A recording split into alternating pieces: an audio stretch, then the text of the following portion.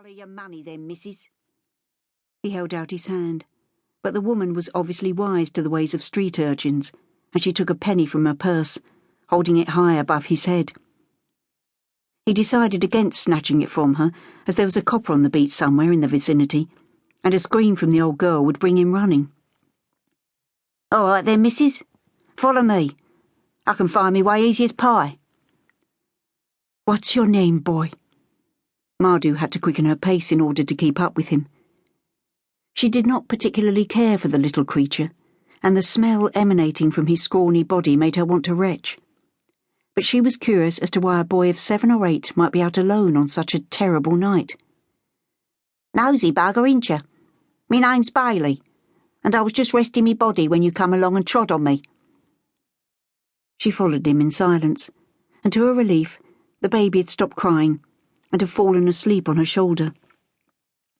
She would miss the little girl more than she was prepared to admit even to herself. From the moment of her birth, the infant had clasped Mardu's heart in her tiny hands. Each stage in the baby's development had seemed like a miracle, from her first smile to the time when she murmured her first word. It might have been Mama, but it could easily have been an attempt to say Mardu. Now they were to be parted, possibly forever. Mardu's throat constricted as she faced the fact that she'd been trying to ignore ever since they left India. Born out of wedlock, with the added stigma of mixed-race parentage, there had never been a future for baby Cassandra Phillips. Mardu knew that she would always feel guilty for aiding and abetting her young mistress in her love affair with the handsome Anglo-Indian officer in her father's regiment. Colonel Phillips would have sent his daughter home on the first ship bound for England had he discovered their liaison earlier. But by the end of that summer, which the white women spent in Simla in order to escape the heat in Delhi, it was already too late. Mardu paused to catch her breath. "Stop a minute, boy. I can't go as fast as you. I need to rest for a moment." "It'll cost you then," Bailey muttered. "Another farthing or I'm on me way." Mardu leaned against the damp brick wall of the debtor's prison. "All right. Just give me a minute or two." She closed her eyes and tears trickled unbidden down her lined cheeks as she thought of her homeland and the months spent in the hills where the pine-scented air was touched with the chill from the snow-capped Himalayas, and the sun shone down on the baked red earth scattered with the blossoms of bougainvillea and golden marigolds. She could hear her mistress's musical, soft-toned voice calling to her on the day after their arrival in Simla. "Mardu, come quickly! I need my white muslin gown and my satin slippers for the ball at the Residency. Have you unpacked my things yet?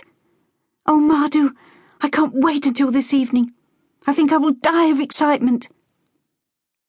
Belinda lifted her arms and twirled around on her toes.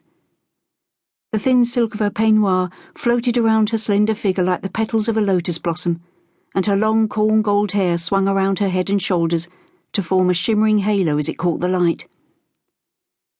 Mardu had been in the dressing room that led off Belinda's bedchamber in the bungalow high on the hill above the town. She had been shaking the creases out of the muslin ball gown, knowing instinctively which one her young mistress would choose for tonight's entertainment at the Residency. They had arrived last evening on the train from Delhi, after a long and hot journey, but Belinda had never once complained. She'd been in a fever of anticipation, and they both shared the secret knowledge that it was all down to the handsome Captain George Lawson, who had been assigned to escort the ladies to Simla. Colonel Phillips had taken the young officer under his wing. Oblivious to the raised eyebrows from those who considered that an officer of mixed blood had no place in the British Army, Colonel Phillips was a fair man, with few prejudices, preferring to judge an officer by his deeds and actions in battle, than to look down on him for something over which he had no control. The Colonel had valued George's father both as a friend and a fellow officer, and although he had counselled Major Edward Lawson against marrying the beautiful high-born Indian lady, he had understood how a man could be entranced by her wit and beauty. Despite his misgivings, he had been best man at their wedding, but less than a year later, the young bride had died giving birth to her son. Edward Lawson, broken-hearted, had never recovered from his loss, and was killed in battle several years later, leaving George to be educated at Harrow and then Sandhurst.